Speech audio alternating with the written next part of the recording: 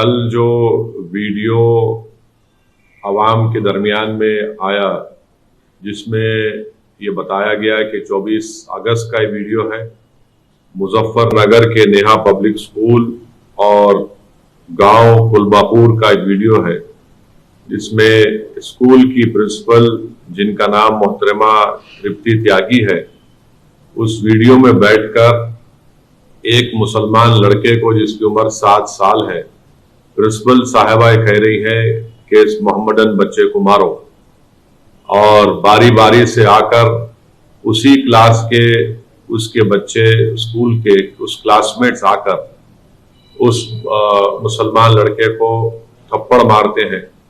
तो मोहतरमा प्रिंसिपल साहिबा कहती हैं कि तुम उसको जोर से मारो। तो ये एक बदतरीन वीडियो देखने के बाद हम तमाम को तकलीफ हुई है, और मैं ये कहना चाहूँगा कि ये पिछले 9 साल में जो नफरत की सियासत बीजेपी कर रही है और उसी का खैमियाजा आज हम देख रहे हैं कि भारत के गरीब अवाम, खास तौर से मुसलमान, दलित इसका शिकार हो रहे हैं, इस नफरत का। और ये जो वीडियो है ये इस बात को बताता है कि पिछले कई सालों से जो उत्तर प्रदेश में योगी आदित्यनाथ की सरकार है, उन्हीं को क्रेडिट जाता है कि उनकी जो पॉलिसीज रही है उसकी वजह से आज टीचर्स में भी ये नफरत पैदा हो चुकी है कि वो अपने ही क्लास में, अपने ही क्लास के बच्चों से कहकर मजहब की बुनियाद पर, समुदाय की बुनियाद पर बच्चों को मारने लगाते हैं, और ये कहकर मारते हैं कि ये इसका ताल्लुक ये मुसलमान है, उसको मारो पीटो, जोर से मारो इसको। सवाल ये पैदा होता है कि नफरत कहां से शुरू हुई है, ये नफरत का जिम्मेदार कौन है? जैसा कि मैंने कहा, इस नफरत का जिम्मेदार भारतीय जनता पार्टी है। इस नफरत का जिम्मेदार वो तमाम सेकुलर पार्टीज हैं जो सिर्फ हिंदू वोट को नाराज नहीं करने के लिए गूंगे बन जाते हैं, अंधे बन जाते हैं। मैं सिर्फ इतना ही कहना चाहूंगा कि अगर ये नफरत रुकेगा नहीं तो इससे मुल्क कमजोर होगा। आखिर जब हम चंद्रयान को चांद पर, साउथ पोल पर उसको लैंड कर सकते हैं, तो फिर बताइए नफरत क्या है ये? और हम जानते हैं कि उत्तर प्रदेश में सबसे कम, अगर आप देखेंगे, एनरोलमेंट होता है तो मुसलमानों का एनरोलमेंट होता है। प्री प्राइमरी लेवल पर मुसलमानों का खाली 15.1% एनरोलमेंट है, हमारे दलित भाइयों का 14.6 है, ओबीसी भाइयों का 45.5% है। प्राइमरी लेवल पर आप आ जाइए तो 17.4 मुसलमानों का है, 26.7 दलित भाइयों का है, 54.2 हमारे ओबीसी भाइयों का है। और जो प्राइमरी लेवल पर जो एजुकेशन लेवल है कितना है वो बता दीजिए आप? मुसलमानों का सबसे कम है। एजुकेशन मिडिल लेवल पर आप आ जाइए, मुसलमानों का 16.8% है उत्तर प्रदेश में, और जनरल पॉपुलेशन का 25.5% है। तो इससे मालूम हो रहा है कि 74% उत्तर प्रदेश के मुसलमान के पास कोई फॉर्मल एजुकेशन नहीं है, और उत्तर प्रदेश में सिर्फ 4.4% मुसलमानों के पास यूनिवर्सिटी की डिग्री है। और ये हाल है तालीम के मैदान में, शिक्षा के मैदान में। उसके बाद ये नफरत के मुजाहरे स्कूल में किए जाते हैं।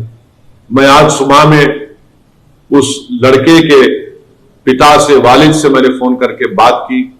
मैं अपने गम और अपनी तकलीफ का इजहार उस लड़के के वालिद से किया, और मुझे बड़ा अफसोस हुआ जब उसके वालिद ने कहा कि गांव का माहौल खराब हो जाएगा, इसलिए हमसे कहा गया कि हम कंप्लेन ना करें।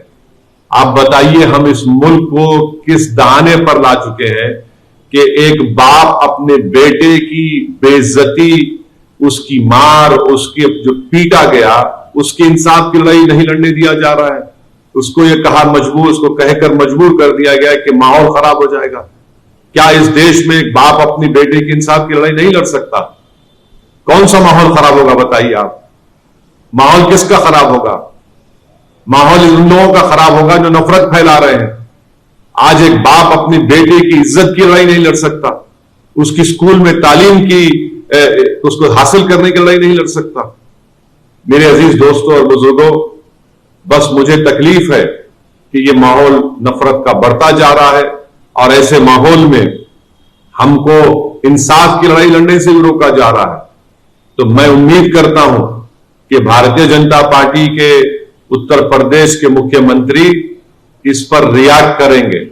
और बड़ी तकलीफ मुझे हो रही है कि एक बेलेबल सेक्शन लगा दिया गया टीचर पर।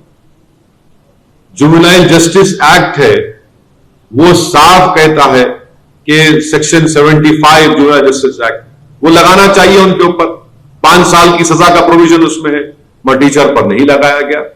बेलेबल सेक्शन लगाते आप ताकि अब उनकी बेल भी हो गई है। ये आपका इंसाफ है उत्तर प्रदेश की योगी आदित्यनाथ की सरकार का। कहां गया आपका बुलडोजर, कहां गया आपकी ठोक दो की पॉलिसी? क्या आपके बुलडोजर ठोक दो की पॉलिसी सिर्फ समुदाय को देखकर चलेगा? क्या आपकी ठोक दो की पॉलिसी समुदाय देखकर इस्तेमाल होगी? जिंदगी भर का एक साइकोलॉजिकल इंपैक्ट उस मासूम बच्चे पर पड़ चुका है। मैं उनके वालिद से आज सुबह में बात करके उनसे मैं रिक्वेस्ट किया कि आप अपने बच्चे की तालीम को जारी रखने के लिए आप हैदराबाद भी जाइए, हम हैदराबाद में उसको तालीम दिलाएंगे। तो उस वालिद ने मुझसे कहा कि ओवैसी साहब आपका शुक्रिया, मगर मेरे बेटे की उम्र 7 साल की है।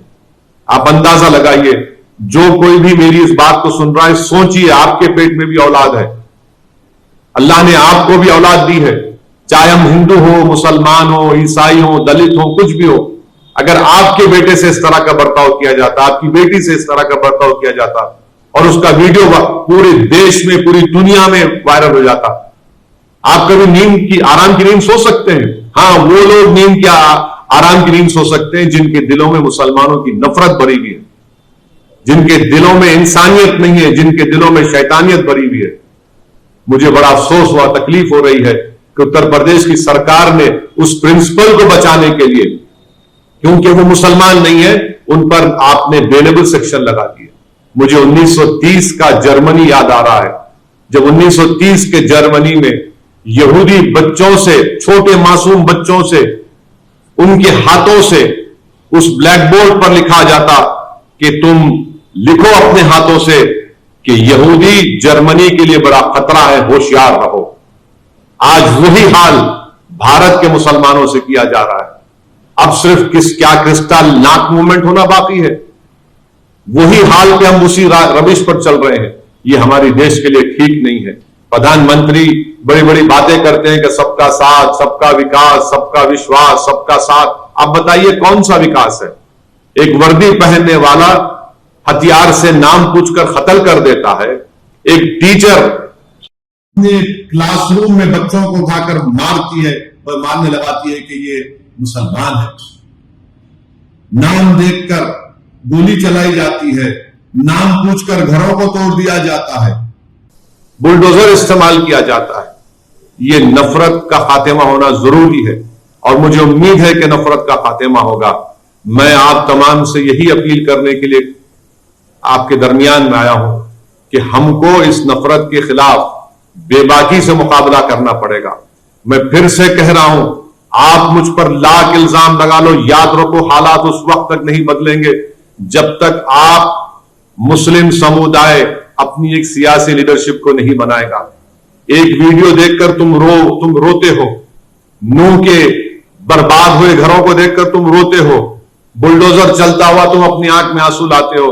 अरे ये बुज़दिली के मुजाहरे करना छोड़ो, रोना छोड़ो, एक सियासी ताकत बनो, हिम्मत दिलाओ अपने आप को, नाउम्मीदी को पे खरीब आने मत दो।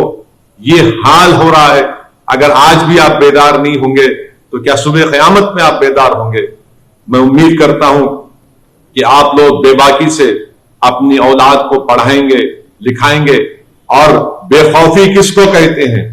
आज हम देख रहे हैं कि उत्तर प्रदेश में एक अल्तमश नाम के बच्चे को टीचर के कहने पर मारा गया, मगर हैदराबाद में, आज हैदराबाद पार्लियामेंट कॉन्स्टिट्यूंसी में, चंद्रायन गुट्टा असेंबली सेगमेंट में, जिसके एमएलए अकबरुद्दीन ओवैसी है, उनकी नुमाइंदगी पर, उनके रिप्रेजेंटेशन पर तेलंगाना की केसीआर की सरकार ने एक Telangana minority residential junior college बनाया। आपको जानकर खुशी होगी कि यहां पर आपकी एक सियासी ताकत है, एक लीडरशिप है। हमने ये Telangana minority residential junior college बनवाया अकबरुद्दीन ओवैसी ने। यहां के इस रेजिडेंशियल माइनॉरिटी कॉलेज के 5 बच्चे नीट क्वालिफाई करके उनको गवर्नमेंट के मेडिकल कॉलेज में एडमिशन मिला। आज दारुस्सलाम एमआईएम हेडक्वार्टर पर मैंने उन 5 बच्चों को बुलाया। आपको मालूम होकर, जानकर खुशी होगी कि एक बच्चे का नाम गौतम राज है, मुसलमान नहीं है, वेमलूवाड़ा का रहने वाला है, ओल्ड करीमनगर डिस्ट्रिक्ट का। और फिर ताहिर शरीफ है, परवेज है, जैनब है और मोहम्मद शरीफ है। इसमें से एक लड़के के वालिद तरकारी बेचते हैं, क्योंकि हमने उसको स्कूल में उसको मौका मिला, वो तालीम हासिल किया। तरकारी बेचने वाला एक लड़का आज एमबीबीएस करने जा रहा है। एक लड़का मुझसे कह रहा था कि उसके वालिद बीमार रहते, हमेशा बिस्तर पर फरीश है, उसको मौका मिला। हमने इन 5 को बुलाया, 5 को बुलाकर हमारे दारुस्सलाम चैरिटेबल ट्रस्ट से एक को 25,000 रुपए का चेक दिया और उनसे कहा कि बेटा 5 साल तुम तालीम हासिल करो, इन हमारी बेटियों से लेकर तालीम हासिल करो, डॉक्टर बनो, हम 5 साल तुम्हारी मदद करेंगे जो हमसे हो सकेगा, मगर तुम खूब काबिल बनो। ये फायदा आप देखते हैं। अरे लाख मुझ पर इल्जाम लगा लो, मगर ये काम तो देखो। तुम लाख गाली दे दो टीआरएस को, केसीआर को, सदरुद्दीन ओवैसी को, अकबरुद्दीन ओवैसी को, मगर ये काम हमने करके दिखाया कि गवर्नमेंट से हमने रेजिडेंशियल जूनियर कॉलेज बनाया बारकस में। वहां के 5 गरीब परिवारों के बच्चे, जिसका नाम एक गौतम राज है, ताहिर शरीफ है, मोहम्मद परवेज है, मोहम्मद शरीफ है, जैनब है, ये गरीब परिवारों के बच्चे आज मेडिसिन करने जा रहे हैं। उत्तर प्रदेश में क्या हो रहा है? मारा जा रहा है टीचर से। मेरे अजीज दोस्तों और बुजुर्गों, आप खुद महसूस करिए, मगर अपने हौसलों को बुलंद रखिए। हम उम्मीद करें या ना करें मुझे नहीं मालूम, मगर देश के प्रधानमंत्री को और उत्तर प्रदेश के मुख्यमंत्री को इस पर एक्शन लेना पड़ेगा। इस टीचर को आप अरेस्ट करवाइए। और बोला जा रहा है कि वो मोहतरमा हैंडीकैप है। अरे दुनिया जानती है कि जो हैंडीकैप होता है वो इंसानों से और हमदर्द होता है। ये कैसा मिजाज है? मगर ये सब नतीजा है नफरत की राजनीति का, जिसका खैमियाजा आज भारत में मुसलमान दलित इसको झेल रहा है।